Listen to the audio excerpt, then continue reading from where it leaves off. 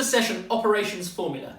So we'll start with the first one, labour productivity. So labour productivity's formula is the total output in a specific or in a given period divided by the number of employees. But alternatively, you could see the formula as total number of output in a specific or in a given period at the top, but you might see it change at the bottom because it instead could be the total number of hours worked by all the employees. Either way, whichever you have in the bottom half of that formula, whether it's number of employees or total number of hours worked by employees, the critical thing is the bigger the number, the higher the number means the more productive the workforce. And the lower the number means the less productive the workforce.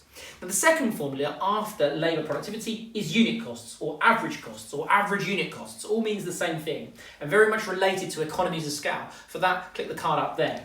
So unit cost is your total cost in a specific or in a given period divided by the number of units produced. And clearly you want your average unit costs to be as low as possible. So lower the better. Lower cost per unit means if you're in a competitive market, you might be able to bring your prices down, and that could be effective in terms of increasing your demand. And if your goods are price elastic, then it will certainly lead to higher revenues. And that all comes off the fact that you have average unit costs lowering or lower.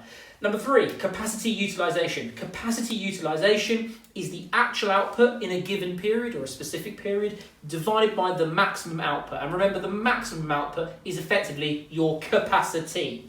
Now, if you take the actual output divided by the maximum output or the capacity times it by 100, that gets your capacity utilisation. And that will be expressed as a percentage, hence the times by 100 there.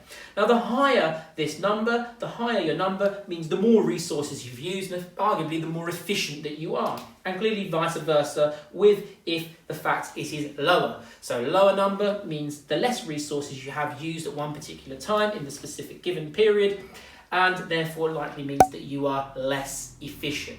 Anyway, hope that helps with operations formulas. See you at the next session.